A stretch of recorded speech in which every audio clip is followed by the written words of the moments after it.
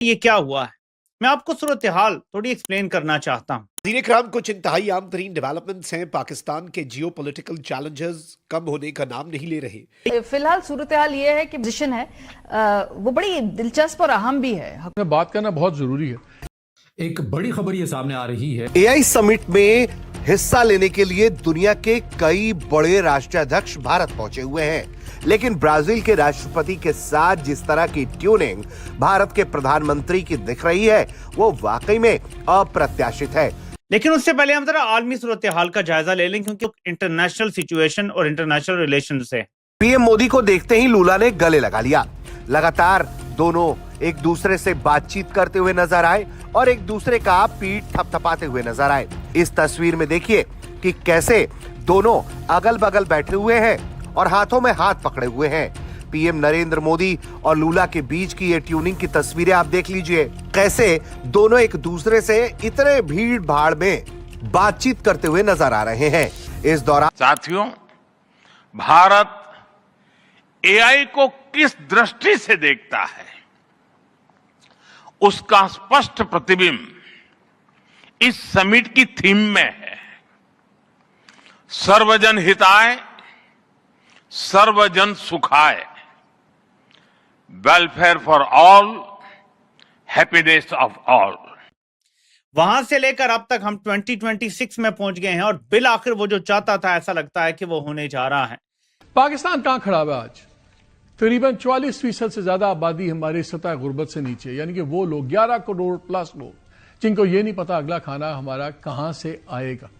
44% बच्चे हमारे स्टंटेड हैं, यानी कि वो उनकी फिजिकल बॉडी और माइंड डेवलप नहीं करते। लाखों लोग हमारे पाकिस्तान छोड़ के जा रहे हैं। शुक्र है उनकी वजह से पैसा बढ़ना शुरू हो गया, बट वो नौकरियों के लिए, मुस्तकिल के लिए। मुल्क में अनएम्प्लॉयमेंट बढ़ी है, बेरोजगारी बढ़ी है, महंगाई बढ़ी है, मगर हम लोगों की जो आवाज है अब उस आवाज को दबाने की पूरी कोशिश की जा रही है और यकीनी तौर पे मैं कहूंगी बुज़दिल हैं ये लोग जो कोशिश कर रहे हैं। अब मोदी को मैंने बहुत ज्यादा बैश किया खुल के और मैंने कहा ये जालिम है, इसको रीट्वीट किया जाए। सुबह उठ के मैंने देखा नरेंद्र मोदी और लूला के बीच जिस तरह से बातचीत हो रही होती है उसे देखकर ऐसा लगता है काफी गंभीरता से बातचीत हो रही है।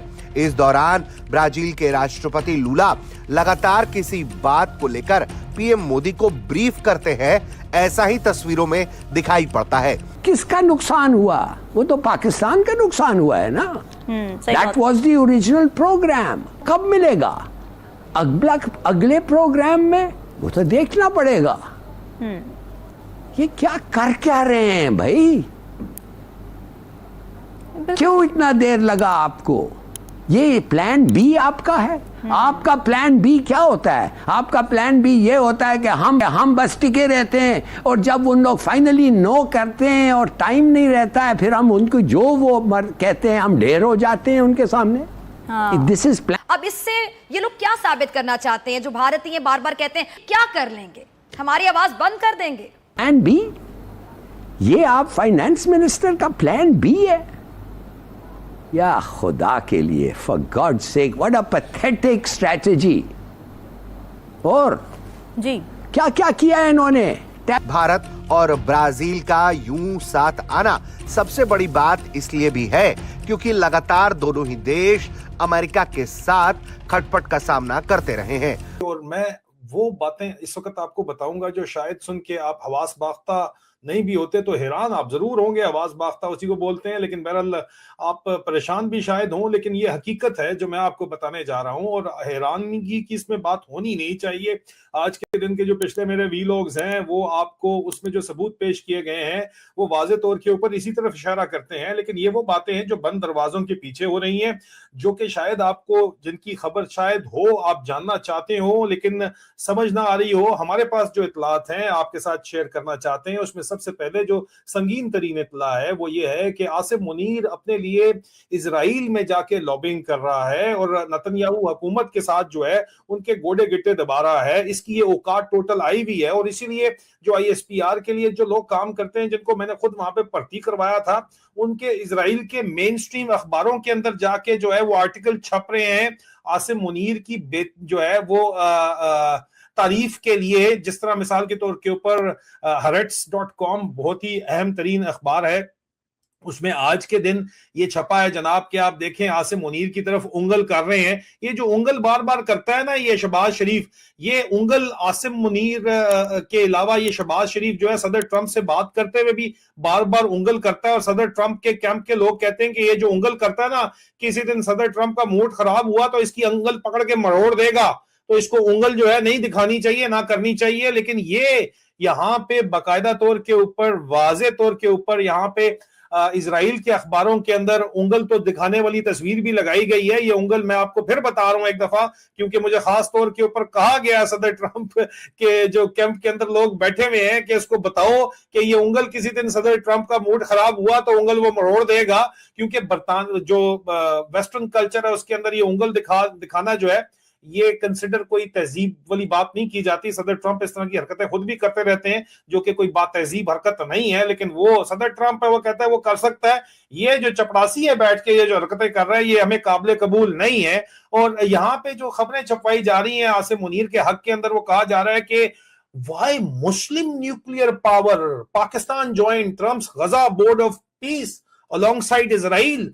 और यार वो तुम्हें इस्तेमाल कर रहे हैं, ठीक है, खोते हैं ये लोग कसम से। चूतियों वाली हरकत आसिम मुनीर कर रहा है और उसका चपड़ासी कर रहा है। बोर्ड ऑफ पीस के अंदर जाके बैठे हुए हैं जिसको पाकिस्तान के अंदर सही। नमस्कार दोस्तों, भारत की धरती से आज एक ऐसा अनाउंसमेंट हुआ है जिसने विश्व के बड़े बड़े दिग्गजों को चिंता करने पर मजबूर कर दिया है। भारत में कीर्तिमान मीडिया मतलब आर्टिफिशियल इंटेलिजेंस का महासम्मेलन का आगाज हुआ है। पीएम मोदी ने जब इसका शुभारंभ किया तो पूरी दुनिया की नजरें भारत के बढ़ते कदमों पर थमी हुई थी। लेकिन इस पूरे सम्मेलन में सबसे यूनिक दृश्य था तब देखने को मिला हमें जब ब्राजील के राष्ट्रपति पीएम मोदी को देखते ही उनको बड़े प्रेम से, सम्मान से उनको गले लगाया। ये तस्वीरें सिर्फ दो नेताओं का मिलन नहीं बल्कि बदलते विश्व पटेल का एक नया दस्ता है। दोस्तों, इस समिट में पीएम मोदी ने एक बहुत बड़ी बात कही। उन्होंने कहा कि एआई का उपयोग मानव जाति का उत्थान यानी अपलिफ्टमेंट के लिए होना चाहिए, ना कि विनाश के लिए। भारत आज 120 से ज़्यादा देशों का नेतृत्व कर रहा है, जहां एक तरफ वेस्टर्न कंट्रीज तकनीक पर अपना एक अधिकार चाहते हैं, वहीं भारत ने the world is one family भावनाओं से सबको साथ लेकर चलने का संकल्प लिया है। इस बैठक में भारत ने दिखा दिया है कि हमारा इंफॉर्मेशन टेक्नोलॉजी अब किसी की मोहताज में नहीं है। हैरत की बात तो ये है कि हमारे पड़ोसी देश पाकिस्तान में भी इसका शोर मचा हुआ है।